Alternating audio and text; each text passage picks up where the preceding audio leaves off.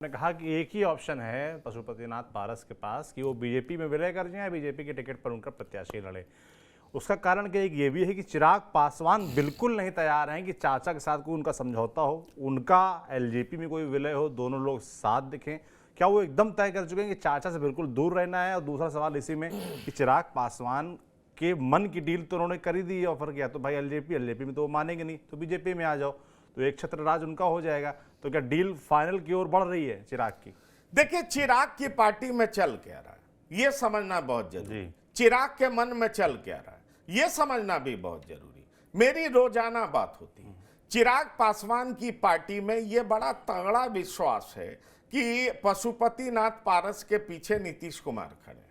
इस बात को समझिए। और चिराग पासवान इस बात को लेकर के अड़े हुए हैं कि यही मौका है और ये मौका है जिसमें हमें एलजेपी पे पूरी पकड़ मजबूत कर। एलजेपी दो फाड़ में होना नहीं चाहिए जो अभी तक दिखाई पड़ती है। पशुपतिनाथ पारस को एकदम कॉर्नर कर देना, वो तमाम लोगों को कॉर्नर कर देना है जिन लोगों ने चिराग पासवान को बिट्रे किया। ऐसा चिराग पासवान का मानना है। इसलिए चिराग पासवान ना तो उनको शामिल करने को तैयार है, और जो एलजेपी के नाम पे आवंटित सीटें थी 2019 में, वो सारी सीटें चिराग पासवान मांग रहे हैं। अब आप समझिए कि चिराग पासवान की जिद के आगे बीजेपी भी झुकती हुई नजर आ रही है। और जहां तक नीतीश कुमार का सवाल है, जिनके दम पे वाकई पशुपतिनाथ पारस अपनी राजनीति को आगे बढ़ाना चाह रहे थे, वो पशुपतिनाथ पारस अब अकेले पड़ गए, क्योंकि नीतीश कुमार भी एक हद तक मदद कर सकते हैं, उससे आगे बढ़कर के मदद करने की हैसियत में नीतीश कुमार भी नहीं। क्योंकि नीतीश कुमार के इन दिनों जो सिपा सलाह रहे हैं, वो ये उनको सलाह दे रहे हैं कि एनडीए में बने रहना है, अपनी सीटों को बरकरार रखना है और साथ ही साथ मैक्सिमम लोकसभा की सीटें जीतनी।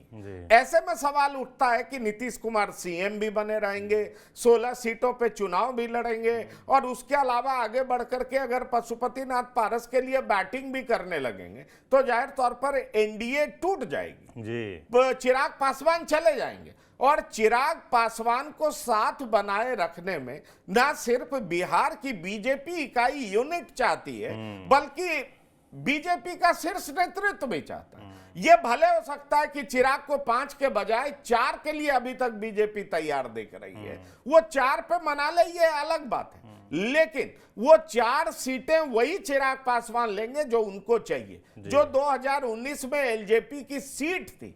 ऐसे में सवाल उठता है कि हाजीपुर तो छोड़ना पड़ेगा। हाजीपुर छोड़ने का मतलब है कि दिवंगत नेता रामविलास पासवान की विरासत किसको मिली? तो चिराग पासवान को मिली। चिराग पासवान ने एक और दांव खेल दिया, जो मैं एक वीडियो में आपको बता चुका। वो दाव उन्होंने खेला है कि थोड़ा नीतीश कुमार को भी शांत किया जाए। इसके लिए वो जमुई छोड़ने को तैयार हो गए, जो कि उनकी सीट है। ये बड़ा महत्वपूर्ण खबर मैं आपको दे रहा हूं। और जमुई में इंटरेस्ट अशोक चौधरी का है, अशोक चौधरी वहां से चुनाव लड़ना चाहते हैं। ऐसे में अशोक चौधरी को साध करके नीतीश कुमार को क्या चिराग पासवान साध ले जाएंगे? ये भी बड़ा महत्वपूर्ण बात है, इस बात को समझना बहुत जरूरी। इसलिए मैं आपसे कह रहा हूं कि नीतीश कुमार की एक लिमिटेशन है। नीतीश कुमार के सामने भले ही पशुपतिनाथ पारस ने गुहार लगाई है, मदद की अपील की है, लेकिन नीतीश कुमार एक सीमा रेखा के पार नहीं जा सकेंगे। नीतीश कुमार की भी पोजीशनिंग इस समय उस तरह की नहीं है। नीतीश कुमार की पहली प्राथमिकता अपने सीएम की कुर्सी बचाए रखना और साथ ही साथ 16 सीटों को बरकरार रखना, ये है। क्योंकि नीतीश कुमार की सीटें भी तो घट सकती हैं। सवाल यह है, नीतीश कुमार से भी तो कहा जा सकता है कि इतने घटक दल हैं, इसमें आपको भी अकोमोडेटिव होना पड़ेगा। उसमें नीतीश कुमार पहली प्राथमिकता अपनी सीटों को बचाने को देंगे या पशुपतिनाथ पारस के लिए बैटिंग करेंगे? जरा आप ये सोच करके देखो। इसलिए मैं आपसे कह रहा हूं कि इस बार की स्थिति 2019 से बिल्कुल भिन्न है, और एनडीए में जो सीटों के बंटवारे का पेच है वो फंसने की बजाय उलझता हुआ दिख रहा है। लेकिन मैं आपको यह भी बताना चाहूं कि बीजेपी का शीर्ष नेतृत्व बड़ा ही डिसाइसिव है, वो डिसीजन लेना जानता है। वो अगले 2 दिन में आपको नजर आ जाएगा कि अगले 2 दिन में सब कुछ डिसाइड हो जाएगा। और डिसाइड किस हालत पे, ये बड़ी बात बोली, किस सूरत पर, डिसाइड इस सूरत पर होगा कि किसकी राजनीतिक हैसियत कितनी। बीजेपी का मुख्य इंटरेस्ट 40 की 40 सीटें जीतने की, उसमें किसको कहां से उतारा जाए ये बहुत महत्वपूर्ण है। इसलिए जो चाचा और भतीजे की जो लड़ाई है, इस चाचा और भतीजे की लड़ाई में तवज्जो भतीजे को ही मिलना है और चाचा को कंप्रोमाइज करना ही पड़ेगा। और चाचा अगर कंप्रोमाइज नहीं करते हैं तो निश्चित तौर पर उनको ही एनडीए से बाहर जाना पड़ेगा।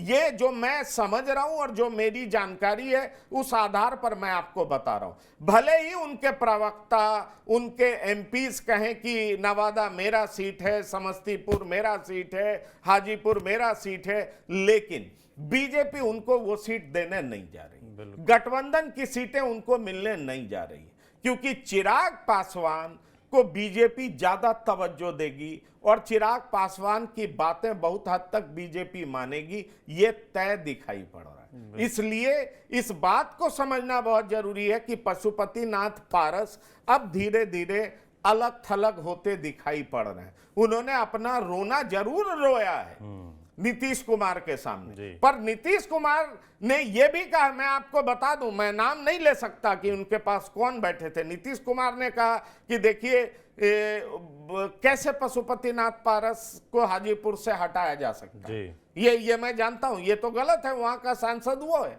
और रामविलास पासवान जी के वो भाई भी हैं, तो उनको कैसे हटाया जा सकता है, वहां के सिटिंग एमपीज हैं। लेकिन सवाल यह है कि बस ये कहने भर की बात, जब स्टैंड लेने की बात होगी तो स्टैंड एक सीमा से ज्यादा नीतीश कुमार नहीं लेंगे, ये भी तय है। इसलिए आप ये तय मानिए कि चिराग का सिक्का चलेगा, चिराग का सिक्का चलने जा रहा है, चिराग सफल होने जा रहे हैं, बात चिराग की ही चलेगी और एलजेपी पर लगभग पूरा आधिपत्य चिराग जमाने की हैसियत में आ चुके हैं।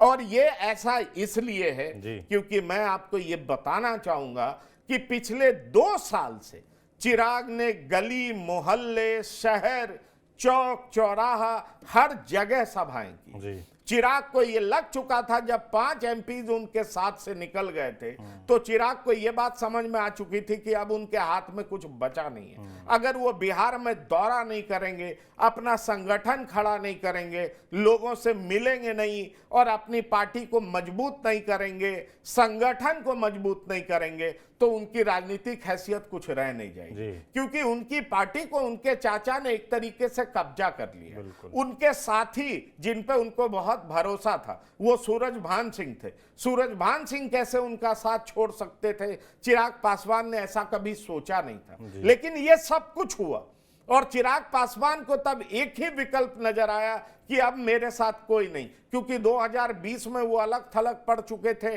उसके बाद उनकी पार्टी तोड़ दी गई थी। उनकी पार्टी टूटने के बाद पशुपतिनाथ पारस को मंत्री बना दिया गया था। चिराग का इकलौता एमएलए वो भी जेडीयू में शामिल हो चुके थे। तो चिराग को लगा कि अब जनता ही जनार्दन, जनता के ही दरबार में जाना चाहिए।